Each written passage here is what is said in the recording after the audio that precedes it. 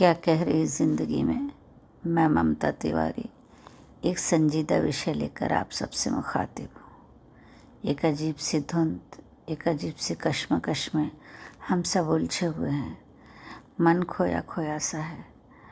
बहुत कोशिश की कि कुछ अलग विषय चुनूं लिखने के लिए, पर साहित्यकार आज में जीता है। सभी एक धुंध में चले जा रहे हैं बिना हाथ थामे।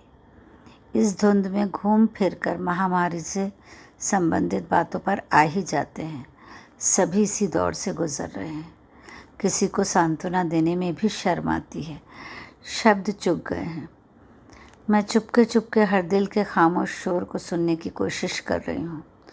खुद की धुक-धुकी छुपा लोगों को अपने अक्षरों से बहलाने का प्रयास कर रही हूँ।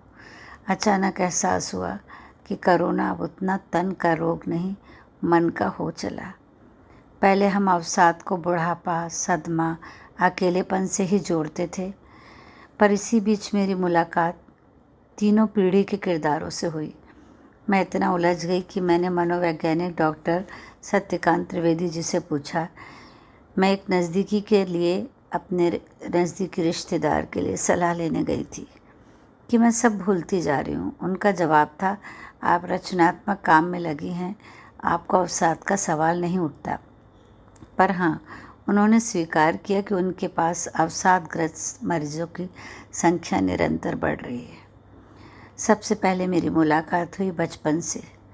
कुछ बच्चे पैदाइशी खुश मिजाज होते हैं, कुछ उनकी परवरिश का नतीजा है। देखती हूँ कि 9 साल की डॉल्सी मैंगो शेक बनाती है, टेबल अरेंज करती है, 1 घंटे डांस करती है, दादी को मोबाइल सिखाती है। पर जो बच्चे बाहर जाते थे खेलने के लिए, वे उदास हैं, गुमसुम पड़े रहते हैं।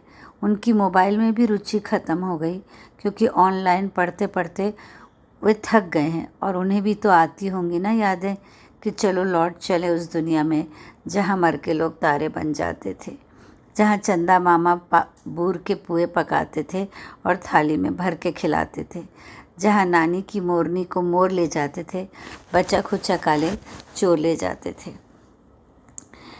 मामा अक्सर दिल्ली जाता था, वहाँ से अंग्रेज़ी बिल्ली लाता था। चलो लौट चलें उस दुनिया में। पापा परदेस से गुड़िया लाते थे, हम मीठी जादू की पुड़िया पाते थे। पोशम पार खेलते, नदी पहाड़ चढ़ते उतरते, पैर थक के चूर चूर हो जाते थे।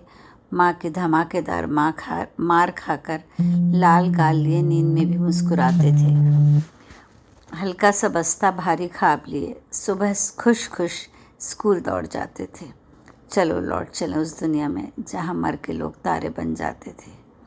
बच्चों की दुनिया बिल्कुल बदल चुकी है, अब उसके बारे में हम क्या कहें।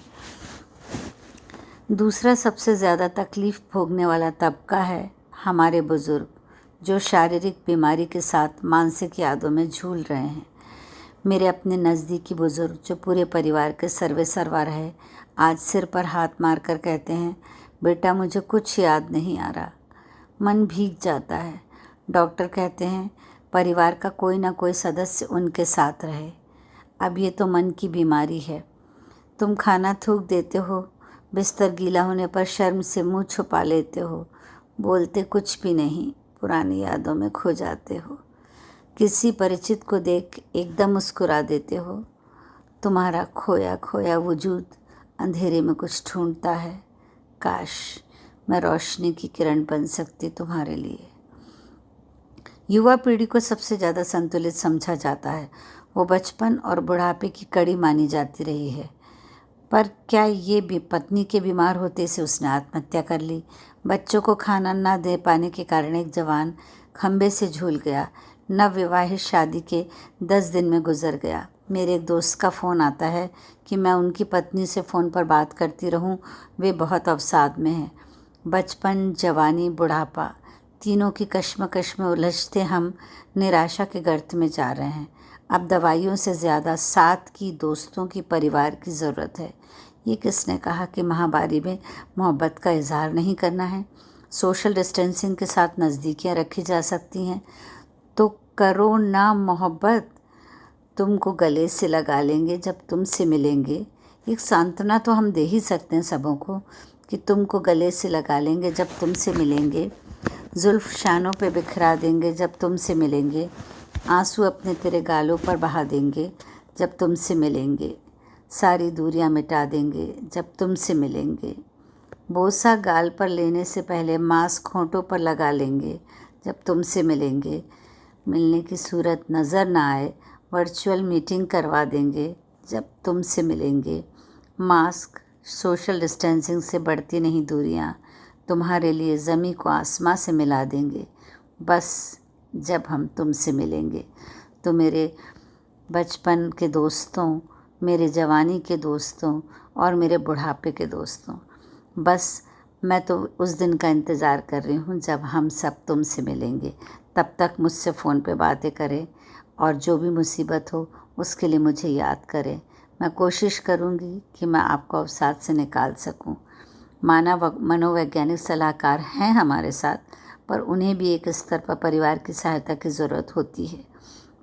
मानसिक रूप से पीड़ितों के लिए 3 पीढ़ी को हमें अवसाद से निकालना है, सहयोग और मोहब्बत से पूछना है, खुश खुश सुबह सवेरे और क्या कह रही है ज़िंदगी।